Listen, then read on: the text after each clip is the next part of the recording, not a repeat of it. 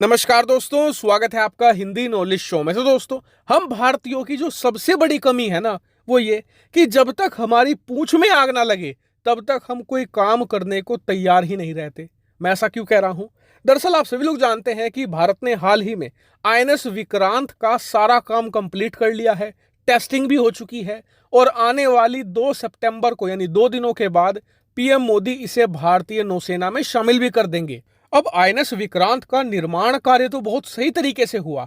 हमारे वैज्ञानिकों ने, हमारे इंजीनियर्स ने दिन रात कड़ी मेहनत करके इसे तैयार किया है। लेकिन जैसा कि आप जानते ही हैं कि हमारे यहाँ जो अफसरशाही है, इन्हें कोई भी परफेक्ट काम रास नहीं आता। ये कोई ना कोई कमी छोड़ते ही हैं और यहाँ पर भी यही कांड हो गया है। दरअसल आप सभी लोग जानते ही हैं कि एयरक्राफ्ट कैरियर बनाए ही इसलिए जाते हैं कि उन पर लड़ाकू विमान तैनात किए जा सकें।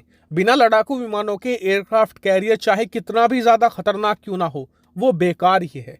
हमारे इस आईएनएस विक्रांत पर भी करीबन 50 लड़ाकू विमान तैनात किए जाने थे। और आपको बता दूं, इन लड़ाकू विमानों को खरीदने की जो प्रक्रिया है वो पिछले 6-7 साल से जारी है, लेकिन आज तक आईएनएस विक्रांत के लिए 50 लड़ाकू विमान हम नहीं खरीद पाए हैं। और इसीलिए बताया जा रहा है कि 2 तारीख को नौसेना में शामिल होने के बाद इस पर दशकों पुराने मिग-29 भारतीय नौसेना को तैनात करने पड़ेंगे। लेकिन ये मिग-29 भी एक तरीके का जुगाड़ ही है जो कुछ ही दिनों तक चलेगा। अंत में हमें नए लड़ाकू विमान चाहिए ही होंगे, क्योंकि ये मिग-29 बहुत ज्यादा पुराने हैं। और इसीलिए भारत ने अब लड़ाकू विमान खरीदने का प्रोसेस सुपर फास्ट कर दिया है और 2 लड़ाकू विमानों की टेस्टिंग भी कर ली है। पहला है राफेल एम जो फ्रांस का है, दूसरा है FA-18 सुपर हॉर्नेट। गोवा में जो हमारा नौसैनिक बेस है वहां पर इनकी टेस्टिंग की जा चुकी है और बताया जा रहा है कि ये लगभग तय है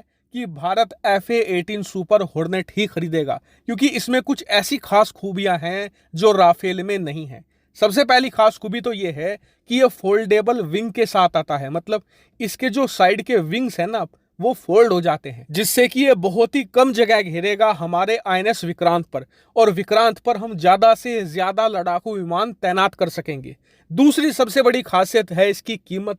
यह राफेल से बहुत सस्ता है। इसके मुकाबले राफेल काफी ज्यादा महंगा है, साइज में भी बड़ा है और राफेल के जो विंग्स हैं वो फोल्ड नहीं होते। इसके अलावा FA-18 सुपर हॉर्नेट के पक्ष में एक बात यह भी जा रही है कि जो राफेल एम है ना, वो पूरी तरीके से फ्रांस में बनता है, जबकि FA-18 सुपर हॉर्नेट के बहुत सारे कंपोनेंट भारतीय कंपनियां बनाती हैं और भारत से कंपोनेंट बनकर ये अमेरिका जाते हैं, अमेरिका के FA-18 में लगते हैं और उन्हें अमेरिकी नौसेना इस्तेमाल करती है, जिससे कि भारतीय कंपनियों को फायदा भी होता है। वहीं हमारी नौसेना FA-18 की तरफ ज्यादा इसलिए झुकाव दिखा रही है क्योंकि जो राफेल लड़ाकू विमान है ना, वो बनाया गया था वायुसेना के लिए, फिर बाद में उसमें मॉडिफाई करके उसे नौसेना इस्तेमाल करती है, जबकि FA-18 सुपर हॉर्नेट पूरी तरीके से नौसेना के लिए ही बनाया गया है। इसका जो एयर फ्रेम है, डिजाइन है, स्ट्रक्चर है, इसके अलावा इसमें लगने वाले वेपन, टेक्नोलॉजी, सब कुछ इसी हिसाब से डिजाइन की गई है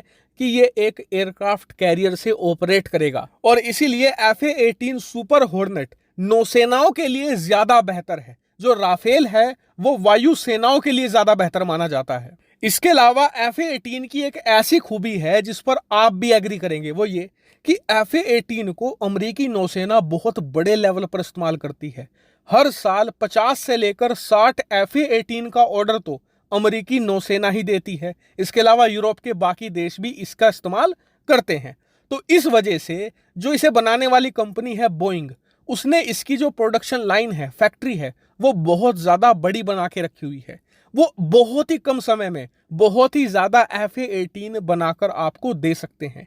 इसीलिए अगर भारत FA-18 खरीदता है तो इसकी डिलीवरी बहुत ही ज्यादा फास्ट होगी और यही भारतीय नौसेना को इस समय चाहिए। वो जल्द से जल्द आईएनएस विक्रांत से पुराने मिग-29 हटाना चाहते हैं और जल्द से जल्द नए लड़ाकू विमान वहां पर रिप्लेस करना चाहते हैं। और इसीलिए भारतीय सरकार जल्द से जल्द इस डील को रैप अप कर सकती है और आने वाले कुछ ही दिनों के अंदर इस पर बड़ी खबर आ सकती है। मैं इस पर नजर बनाए हुए हूं, जैसे ही कोई न्यूज आएगी तुरंत आपको वीडियो बनाकर सूचित कर दूंगा। आप लोग चैनल को सब्सक्राइब कर लेना। फिलहाल इस वीडियो में इतना ही। Thank you very much for watching video.